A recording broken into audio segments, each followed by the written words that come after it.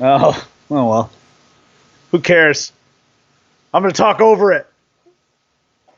Cool. Okay, we'll do it live. I think it's working. Play ball! Blue 22! Hike, hike, hike. You are watching Sports and Sorts live on YouTube. That's 75% sports, 25% sorts. And here are your hosts, Shane and the Bry Man. We're back. Back with part 2, Sports and Sorts. Coming at you with our NFL Week 6 picks. We have Brian Man's game, 1 o'clock game, Texans versus Chiefs. I have the 1 o'clock game, Eagles versus Vikings. And then we have our game of the week, which is a 4 o'clock game. That's all I'm going to give you right there. What? Oh, I didn't even put it in right. And then Sunday Night Football, we have Steelers versus the Chargers. Those are the picks we're going to be giving you. And we're also going to get into Funko Friday a little bit later. You have anything you want to put in there? Clint, always in there. Bye week, still coming at us hot. But the Bills talk here. Bills rule. He sent me some stuff on how the Bills should acquire Melvin Gordon. And I could not agree more. I would love to get Melvin Gordon. I just don't want to pay for Melvin Gordon because running backs are not as hot a commodity as they used to be. Although having a good one is a benefit. You can find decent to good running backs relatively cheap nowadays. I would like him if I were a Bills fan. I would like him as a fit there. Just again, he is a modern day dual threat running back. He catches a lot of balls out of the backfield, and I think that's a guy who could help Josh Allen quite a bit. Yes, exactly. I would love to have him. I don't want to shell out LaShawn McCoy kind of money for him. Like a guy like Phillip Rivers, who just has an unbelievably all-time great arm. He doesn't really need a Melvin Gordon. Whereas arm, but he's got good accuracy. He's just a great But I'm just saying, you don't think I wouldn't look at Phillip Rivers and say, boy, Phillip Rivers really needs an outlet like Melvin Gordon. He doesn't need that. Josh Allen really could use a guy like. I know this is a guy that Bry Man loves, AJ Green. He's saying that there's AJ Green trade talk too. You love him because of his dude's his a player, wiry, can catch, all that kind of stuff. I would stay away from him with a 10-foot pole.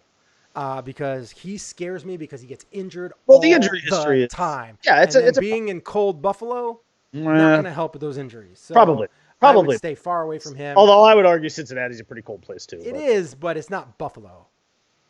I mean, Buffalo's. No, that is a different level of cold up there. Yeah. I mean, that's like straight up Canada. Like it's cold. You are. Yeah. You're right there. Right on the edge, right there. So it is cold up there, and on top of that. I just don't. He just gets injured so often. Here's the good news, though. Well, here's the good news. Sure.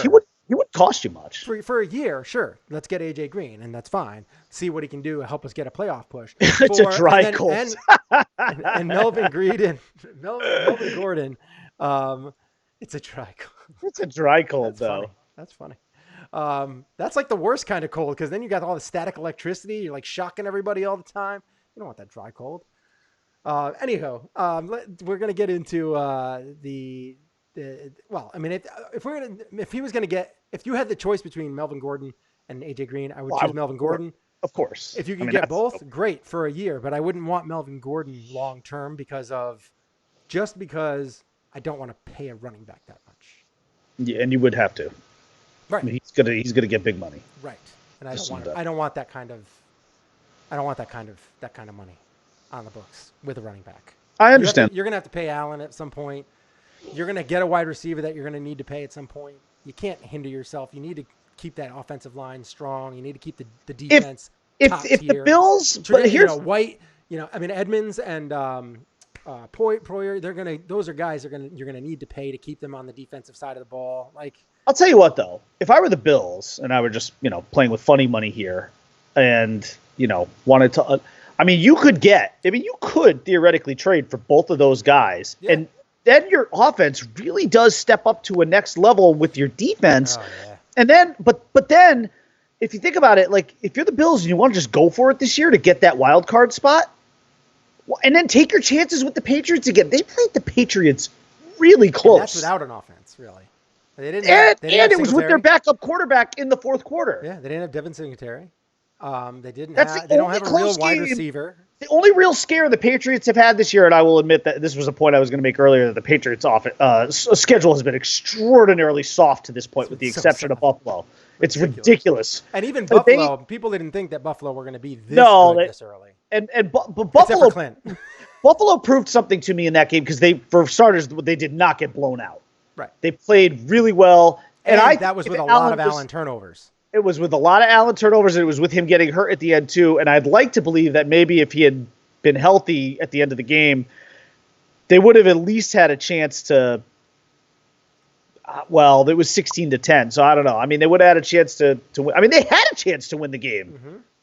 So I don't know, man. If you're Buffalo and you're, what are you, 4-1 or 3-1? Did they have a bye week? Just what are they? 3-1 or they're 3-1 or 4-1?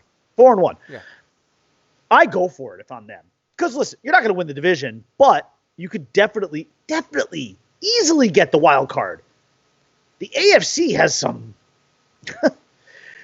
There's some cupcake teams out there, man. I mean, it's super top heavy between the Patriots and the Chiefs right now.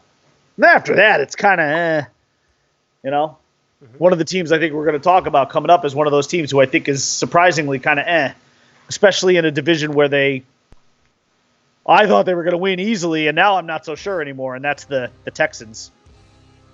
Well, let's get into that right now because the Bryman's up first with his game 1 p.m., 1 o'clock game, Texans versus Chiefs. I have the over-under here. The over-under is 55. That is a lot of points scored, which there should be. Yeah. And the Chiefs are favored by 4. Who you got, Bryman? Oh, by the way, as of right now, I'm 10-8 on the year, and you are 9-9. Ugh. Wow. After being off to that early lead, and then I had that 1 week where I crapped the bed. Yeah, and I went crazy. Well, this game will help get me a game back because there's no doubt about the Chiefs winning this game. I mean, Ooh. and this isn't just wishful thinking too, because I need the Texans to keep losing so that their pick also becomes better for the Dolphins. I would love for the Texans just to keep losing and get that pick below into the 20, into like the high teens or low 20s. Yeah. But as of right now, listen, the Chiefs came off a loss last week against the Colts in Kansas City, a very unexpected loss. And you and I both had the Chiefs winning that game big time. And I'm not going to veer off of that. This is going to be a revenge game for Mahomes and his posse. They're going to be mad. They're going to come out firing, and I just don't see the Texans defense having any kind of answer for them. I think it's going to be score early, score often for the Chiefs. They're going to move the ball up and down the field. They are going to play with, I think it's just a very like a team coming off of a loss, a bad loss where they couldn't muster anything on offense, and I think they're going to take that on the Texans.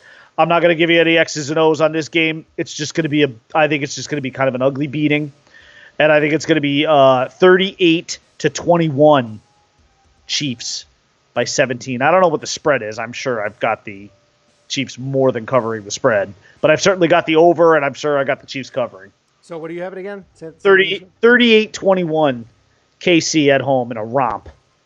38-21. Yeah. So you're expecting big things from Patrick Mahomes. Mahomes the clown. Yeah, if you got him in fantasy, he may throw you. He may give you a 5-pack this weekend. Ooh, he's gonna have to, after that 1 touchdown performance, he's gonna have to come up big. All right, so you have him being scored. Wow, 59 points. That's a lot of points. Yes. All right, you have the over and the Chiefs. All right, I have in my game. You gave me the Eagles versus the Vikings, which is an awesome game. Awesome game. They're both 3-2. Because it's in Minnesota, which is cool. Tough game for me because I have a love for Carson Wentz. Hold on, wait a minute. Hold on, I gotta say something here, Clint. I'm surprised you're saying that. I disagree with that. The Chiefs have the loudest 12th man. Oh, I can't agree with that, dude. You live in the state that has the loudest 12th man. Come on now. I'll give you the Chiefs as number 2, but I don't think they hold a candle to those Seattle fans, man. What about the Saints? No. I mean, the Saints, domes. If you're playing the dome, dome. I mean, yes, the domes definitely hold the sound better. But I don't know. I wouldn't put anybody up against Seattle's 12th man. They actually raise a flag with a 12 on it. Yeah. It's kind of their thing. Yeah. I mean, it the doesn't mean Chiefs. they're the loudest. They're just, doing something. What the heck kind of music is this? What are What you is playing? going on? What am I listening to? Am I listening to like pop, like whiny pop I'm music? so mad right now. Okay. Everything Anyways, you got Eagles and Vikings. Yeah. So Great mad. game. Good game. Two teams coming off good wins. Yes, and I have my love for Carson Wentz, who Right. I absolutely adore. I love the dude. He's an amazing guy.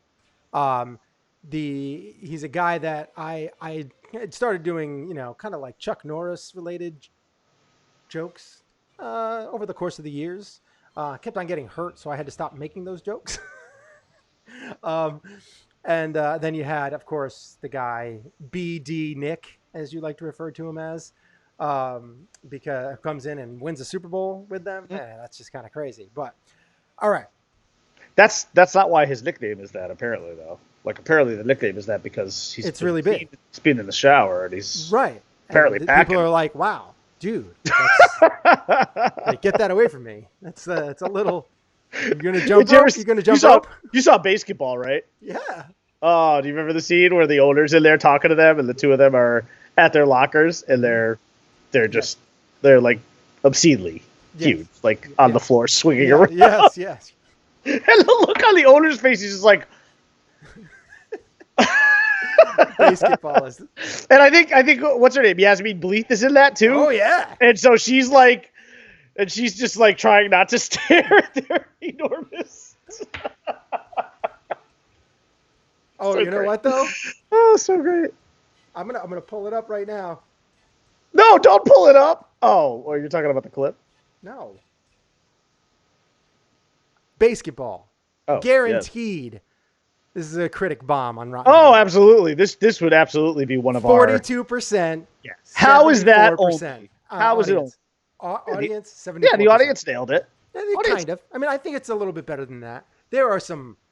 I can watch that movie anytime. The laughs in that movie are. Oh, it's great. It's great. It still totally holds up. Yeah. Oh yeah. Absolutely. That movie will go down in infamy forever. That and the Team America. Team America. Yeah. America. Yeah. Oh man, we are really getting off topic here. All right. Save the motherfucking day, yeah. America. Yeah. Oh, I love that movie. Hello, Hans Brickman. Hello, Eric Baldwin. Matt Damon. Matt Damon. All right. It's irrevocable. What?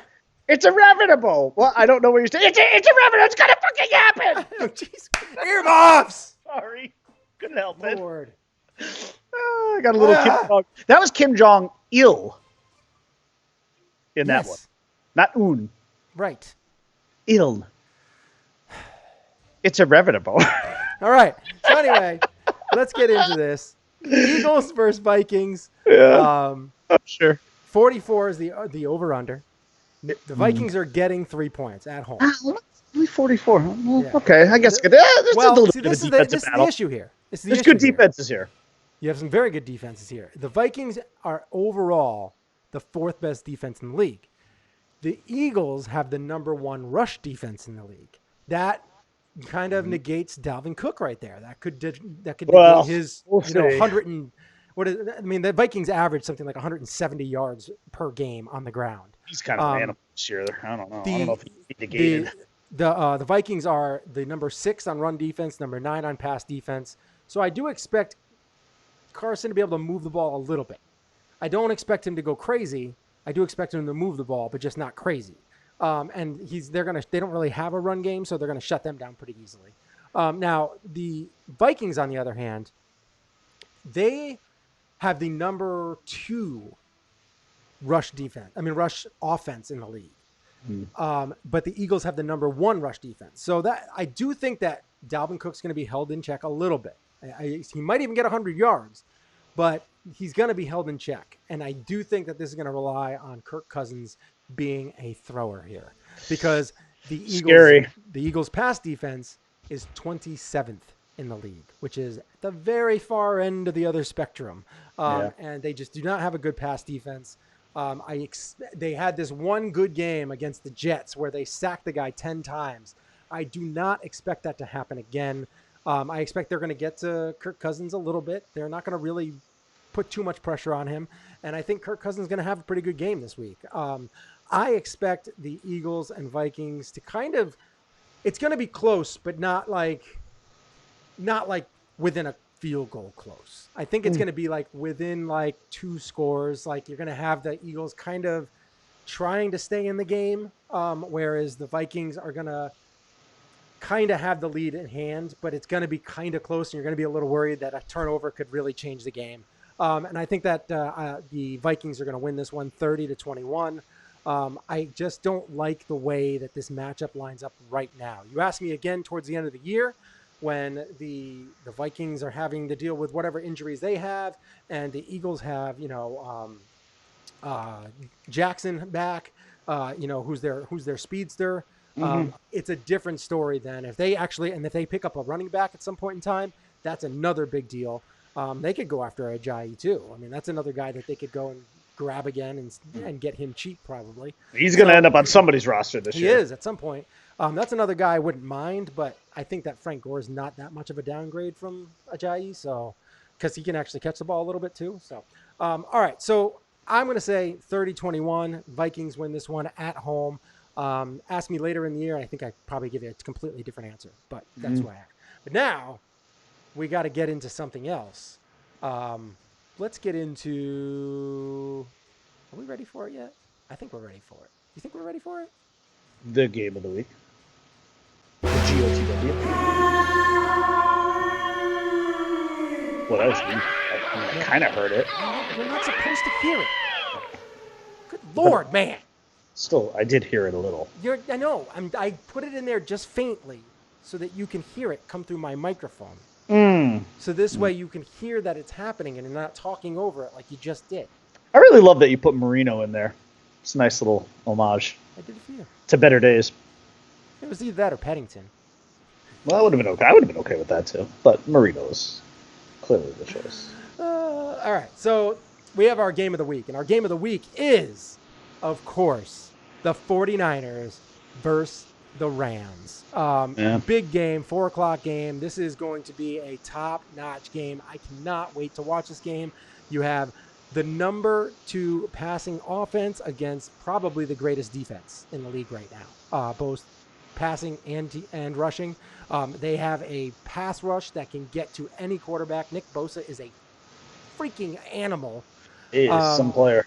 And I think this is where you're going to have the Rams, who are going to really need to use Gurley a lot more. And I think that as the season goes on, you're going to see that, because the way that they're doing things now aren't really working out incredibly well for them. They said that they were going to kind of, cut back on Gurley a little bit, and that does not seem to be working out that well. Goff is, obviously he's doing well. He's number 2 passing offense.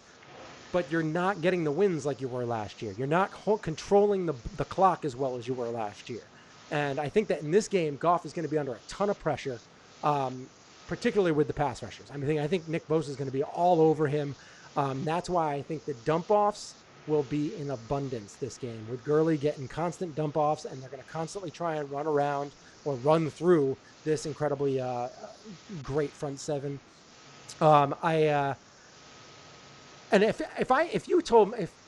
about this? If I told you at the beginning of the year that going into week 6, the 49ers would average more points per game, average more time on the clock on offense, and average more than 100 yards per game on the ground. They are averaging two a T. 200 yards on the ground per game. You would have said I'm nuts. You would have said you're crazy. There's no way. With that trifecta of running backs, yes, I would have said you're nuts. Because it is nuts. And I think in the 49ers it's still will come nuts back even down hearing to it, earth. even though I know it's reality. They're going to come back down to earth starting in this game. And it's not going to be like a trouncing or anything like that. I think it's going to be a really close game. I think you have a great defense, a good offense against a pretty good defense. I just think that there's going to be some turnovers on both sides of the ball. I think it's going to be kind of a sloppy game almost, but because the defense is putting so much pressure on, so it could be kind of a fun game to watch. And then you're going to have some big plays made. And I'm expecting those big plays to get made between Gurley and maybe Goff hitting somebody like Robert Woods or something like that, or maybe Cooper Kupp or Everett as the. What the heck was that? Oh wow, that was good. Anyway, my Mac is almost getting fully backed up so that I can reboot and downgrade to the old software to hopefully get my soundboard back until I can figure out a new soundboard. And, such annoying. Anyway, so I think that this game is going to be a really good game. I have the Rams winning. They are 3-point favorites. The over-under is 50.5. I don't have them. I have it being under that. I think that there is going to be a little bit of defense showing in this game. I have it 20-27 Rams. 27 Rams, 20 49ers. I just think that the 49ers are going to come back down a little too much. This will not allow me to pick up any ground on you because I'm in the same boat. I think at some point there's going to be a reality check here for the Niners. And yes, I think they're a good team. Yes, I do think their defense is good. I'm not going to call it elite. I think the only elite defense in the league right now is unfortunately the Patriots. But again, the Patriots still haven't really played anybody really that good. So you don't even know how their defense is. Yeah, it's so. The Patriots defense they're surgical. They just find ways to. Their whole team is surgical. They just find ways to beat you. Like at one point, like during yesterday's game, it was 14-14 last night. And you're thinking like, oh, maybe the Giants have a chance. And you're like, nah, the Patriots are just going to, before you know it, you'll look up, it'll be 28-14. And then this game will have just gotten away. That is exactly what happened. That's the thing. No, I was shocked that it was 14-14. Like I watched these points scored and they were kind of lucky points. You had So it wasn't like something that was. Sorry, I totally digressed. I think that this is one of those games where it's going to be a little bit of a snap back to reality here for San Francisco. And also, listen, if the Rams want to, walk away with this division, this is a must-win game. Yeah, it's a big game for them. They kind of have to win. They got to show up. Yeah. Todd Gurley, oh my God, the way he has been handled in the last 2 years is one of the great mysteries to me. I can't think of a bigger football mystery since Bill Belichick sitting Malcolm Butler in the Super Bowl. Mm-hmm. Todd Gurley. That didn't cost him anything. So bizarre. It is such a bizarre.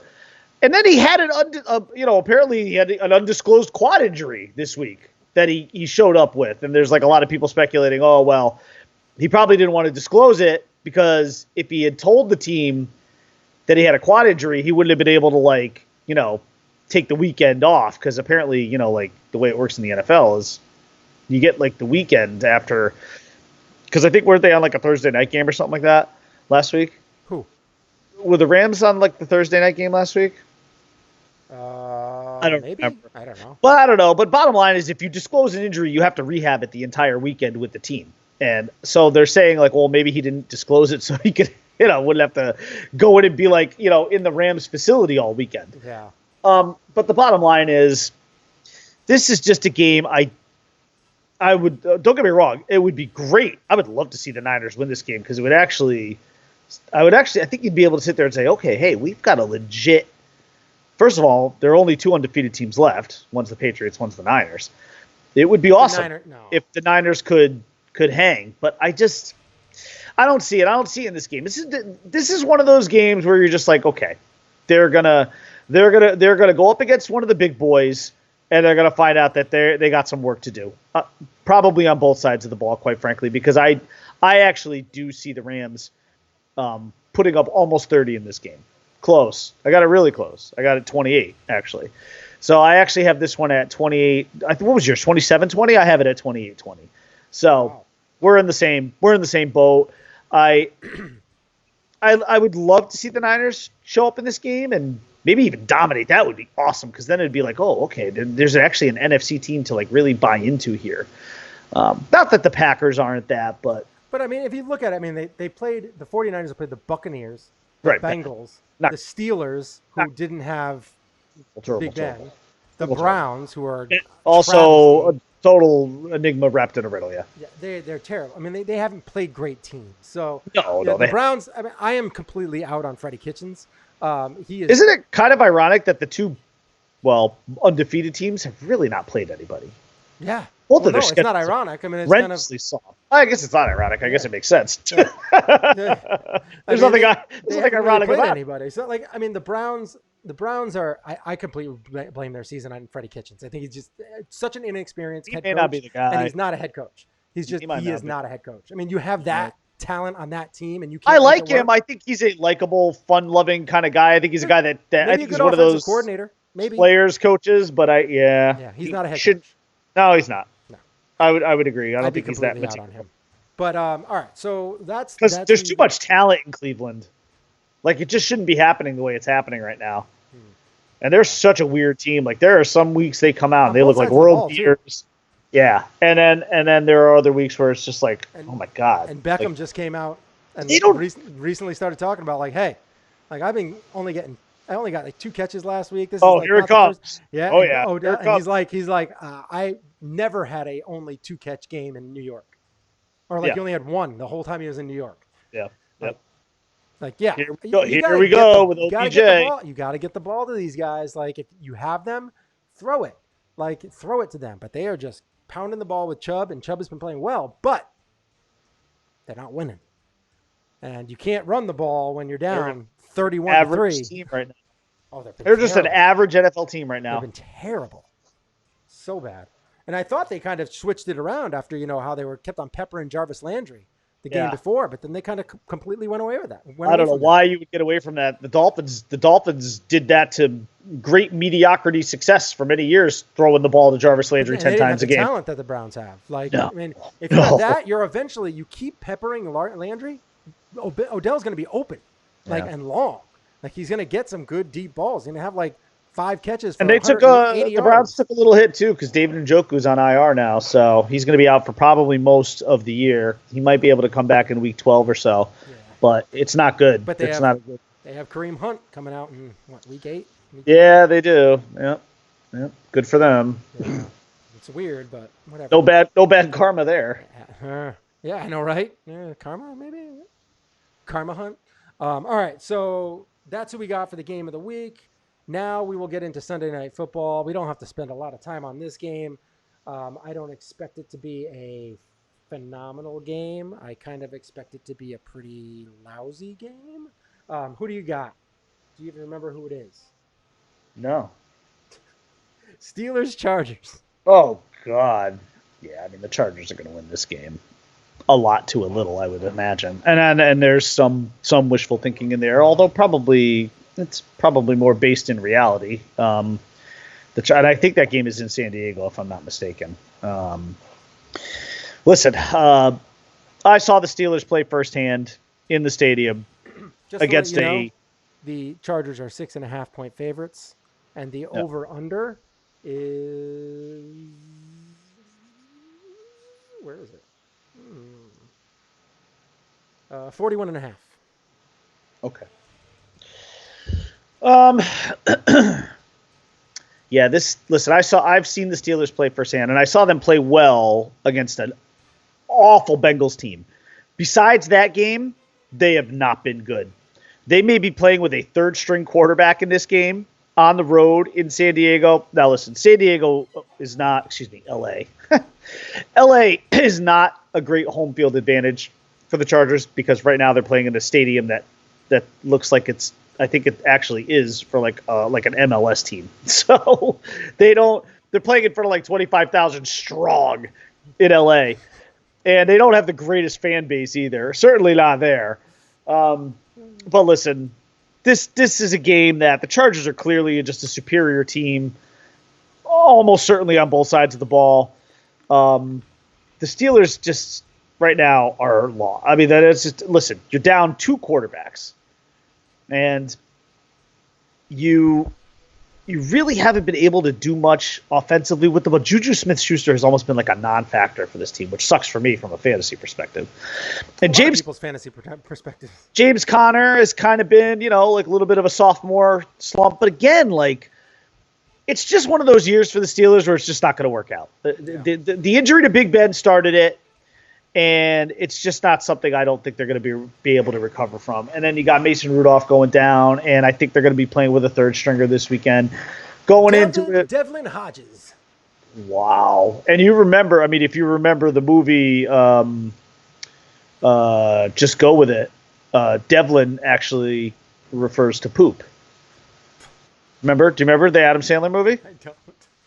I do remember the movie, but God, I thought you'd be all over that. Well, because remember Jennifer Aniston's like mortal enemy in that movie was Nicole Kidman. Yeah.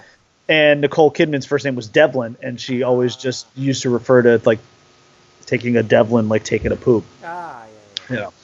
So, sorry, I thought you would actually get that obscure Adam Sandler movie. I never get obscure reference. I barely get in the know references. Yeah. When it comes to, I'm like terrible with I kind of know what you're talking about, but I don't really know. Like, I'm just not good with those. Anyways, I think the Chargers are going to take a big steamy Devlin right on. You're like the Rain Man of those. I think the Chargers take a big steamy smelly Devlin right on the Steelers, and I think they win this game pretty easily. Maybe Melvin Gordon finally kind of busts out in this game and be nice. Gets a couple of touchdowns. But I've got the Steelers in this one. Excuse me, I've got the Chargers this one. You sure you don't Steelers? I've got them scoring. This is going to be an odd score here. I got 25-12.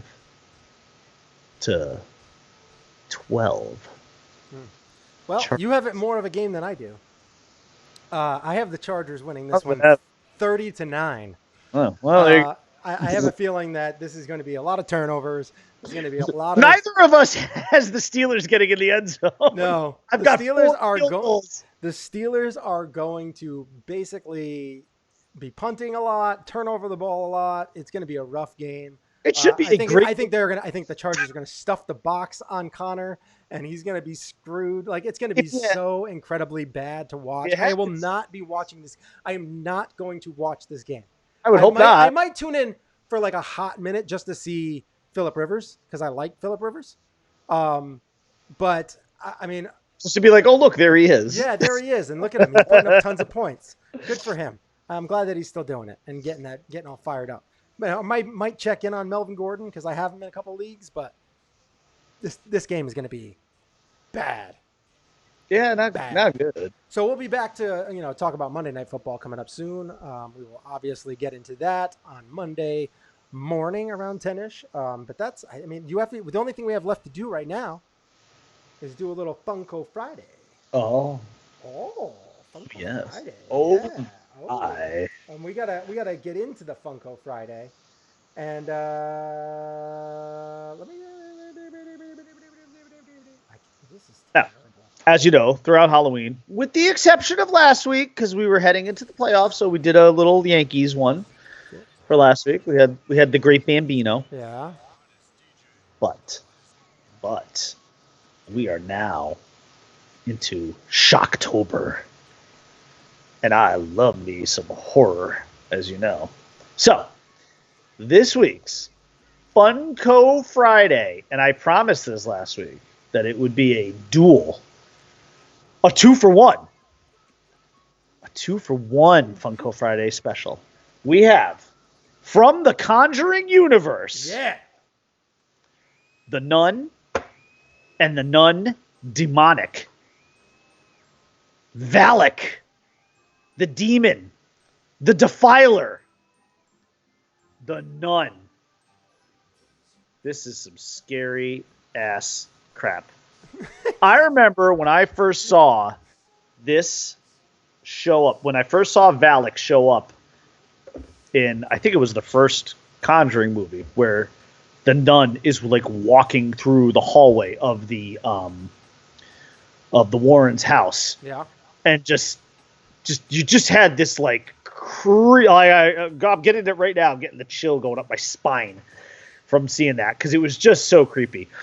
And then had a bigger role in even The Conjuring 2. And then, of course, The Nun gets its own movie called The Nun, which came out, I think it was last year. Or 2 years ago, I think, actually, now. These movies are not considered to be... Well, The Nun was not considered to be a good movie. I enjoyed it.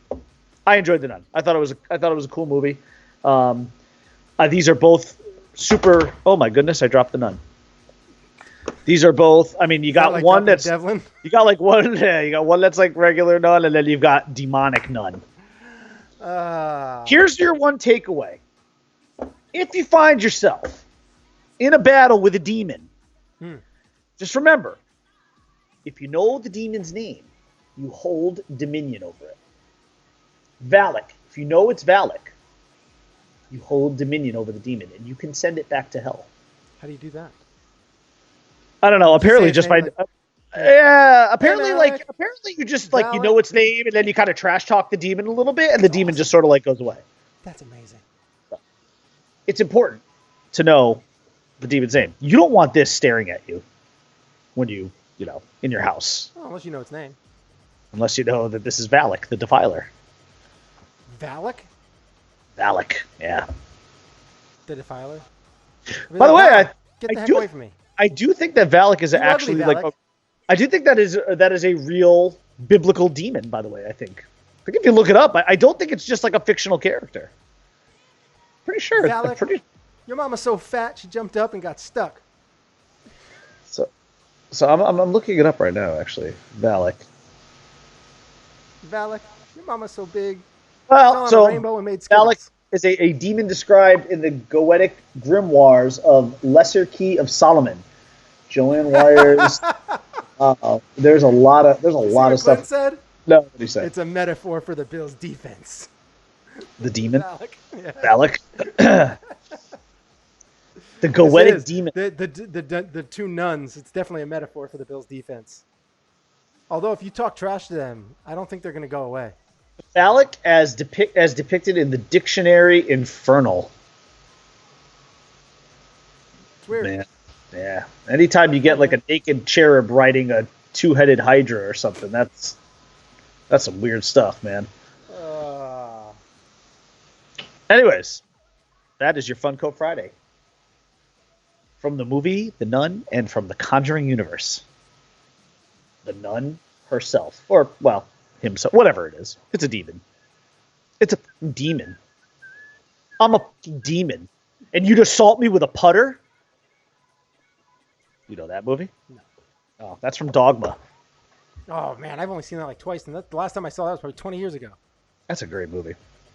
It's a good movie. Just going to put it right here. Chris Rock as God, right? No. Alanis Morissette is God. Oh, that's right. Alanis Morissette. That's right. Was he is he the prophet? That's right, because Alanis Morissette was like naked, wasn't she? Like with her hair down, wasn't she? Or was that one of her music videos? I don't know. It's all blurring together now. She was naked ever. No, but she was God. I remember that. She was God, and she loved skee ball. I don't remember that. Was like her big thing. She was like a big skee ball fan.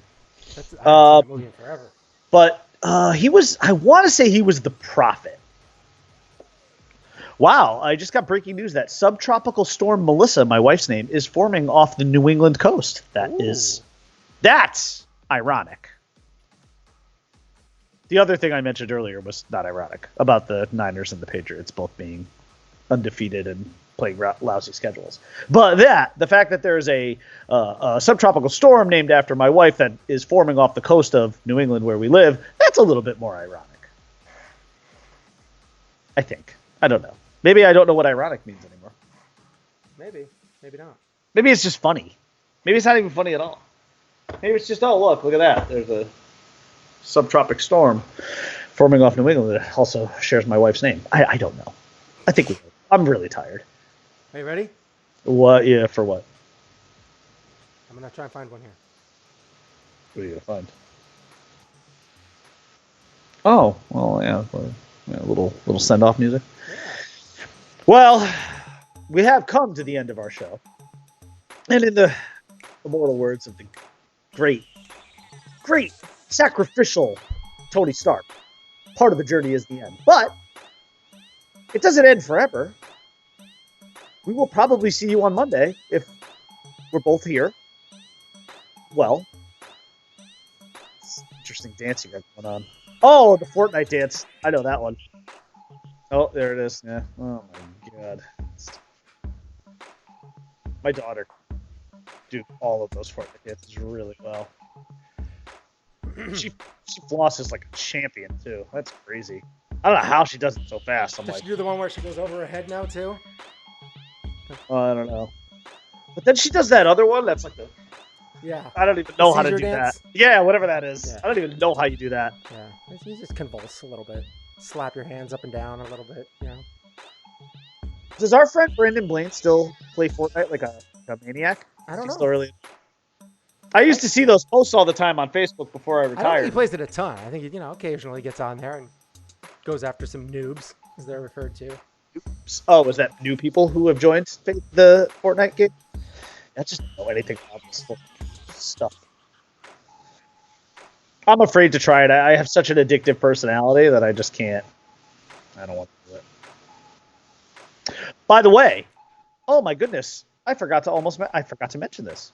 There will be no show next Friday. There won't? There will not be I will be in Vermont for an all-day beer trip. I'm making my fall beer run next Friday. So, I'm sorry, I just remembered that. There will not be a show. But we will be on Monday. He's out. Oh man, I gotta do the outro if he leaves. Shoot. I'm gonna do my Garth thing again, like. Do you remember that scene? So anyway, that's pretty much it for our show today. Thank you for sticking around with us this long. We hope you had a good time watching the show, talking back and forth with us. We appreciate it as well. We have definitely had some comments afterwards the last time, and one of them came at us hard about. I like this jam. You like this stock music way too much.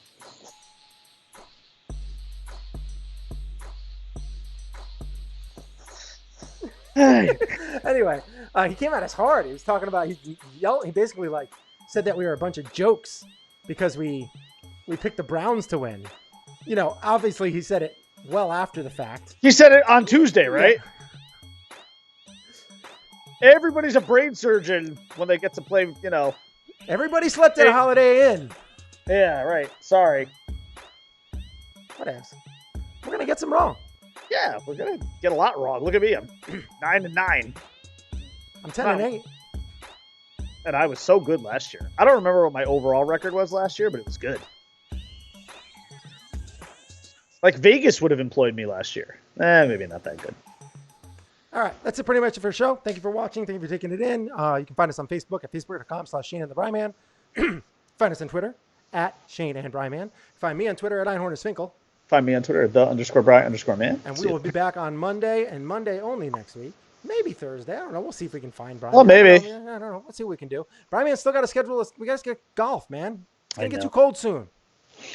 Stop going away. And when you go away, come and hang out with me on the golf course.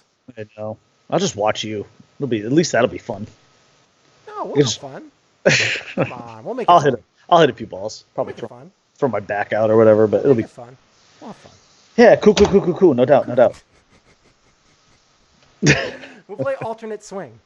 The scramble. The scramble? Well, I think if we just do the... No, like I swing, you swing. I'll hit the drive, then you hit my next shot, and then I'll hit your shot. If you and I just played as just the two of us and did like a best ball, we would literally just be playing your game.